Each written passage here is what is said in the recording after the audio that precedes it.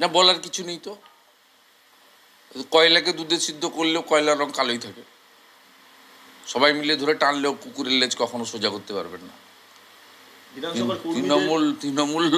তৃণমূলেই আছে, তৃণমূলের কোনো পরিবর্তন হতে পারে না।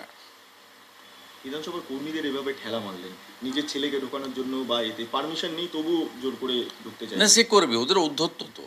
এটা যদি অন্য কোনো দল বা অন্য কোনো বিজেপি বিধায়ক বা অন্য কারোর সঙ্গে হতো, বিধানসভার কর্মীরা গিয়ে স্পিকারকে বলতো, স্পিকার সঙ্গে সঙ্গে সচিবকে ফরওয়ার্ড করতো, সচিব সঙ্গে সঙ্গে হেয়ার স্ট্রিট থানাতে এফআইআর করতো। এর আগে তো যে কোনো বিধানসভার কর্মীদের সাহস আছে। গায়ে যদি চোর মমতা ব্যানার্জির লোগো লাগানো থাকে তাহলে কিচ্ছু লাগবে না, যা খুশি করতে পারে। আজকে অভিষেক বন্দ্যোপাধ্যায় ডিরেক্ট বললেন যে আমি বিজেপিতে জয়েন করবো না, কি মমতা বন্দ্যোপাধ্যায় তাকে জয়েন করতে কে বলেছে? চাপ দিয়ে এটা কি কে কে বলেছে? ভারতীয় জনতা পার্টির এত দুর্দিন হয়ে যায়নি। গোটা ভারতবর্ষে 21টা রাজ্যে সরকার, মোদিজির নেতৃত্বে অশ্বমেধের ঘোড়া চলছে।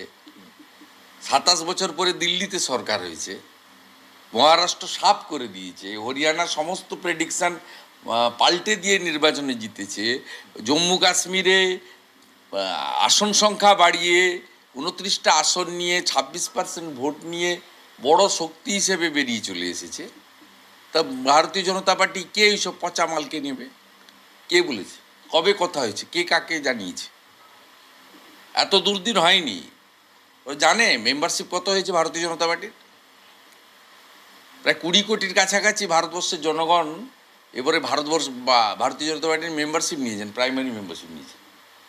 না মানে এটা কি চাপ দেওয়া হলো যে অভিষেক বন্দ্যোপাধ্যায়কে নিয়ে জল্পনা চলছে যে আলাদা দল হচ্ছে? না না, যে ফালতু এসব মাল, চোর ডাকাত, 11-র পরে আসা মাল, বড় বড় লেকচার, প্যান্টের পকেটে হাত ঢুকিয়ে।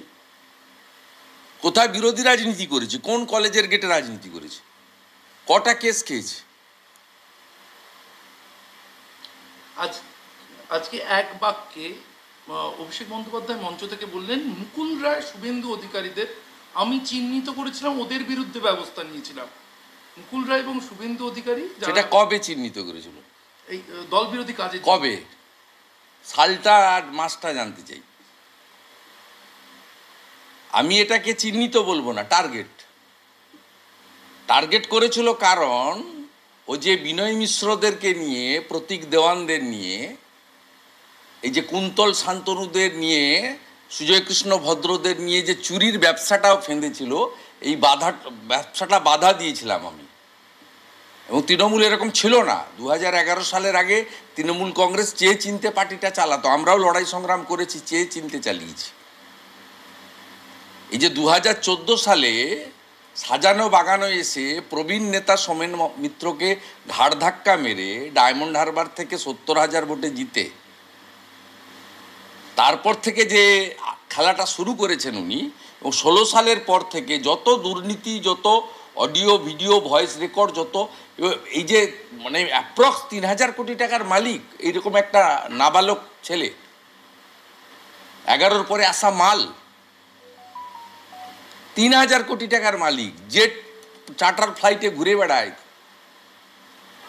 তার লাইফস্টাইল কি? কোথায় ছিল এটা? ও তো ভালোই বলেছে।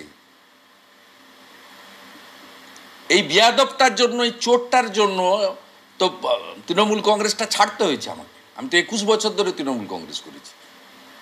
মমতা ব্যানার্জির হায়েস্ট অ্যাপিজমেন্ট, তোষণের রাজনীতি এবং এই যে এটাকে বাছুরটাকে যে তুলেছে, এইটার বিরুদ্ধেই তো আমার প্রতিবাদ ছিল।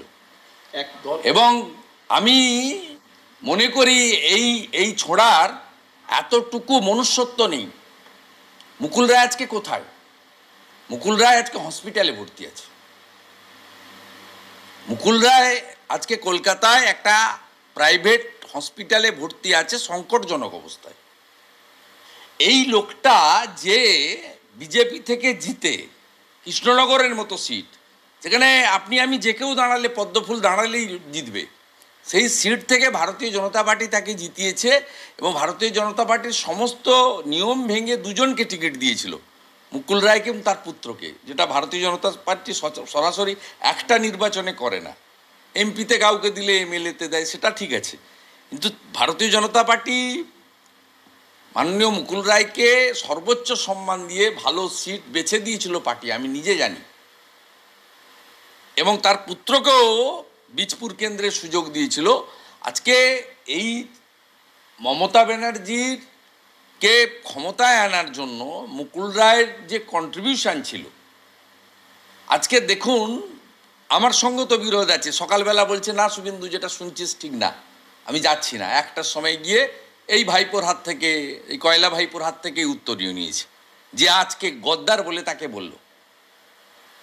তিনি আজকে হসপিটালে।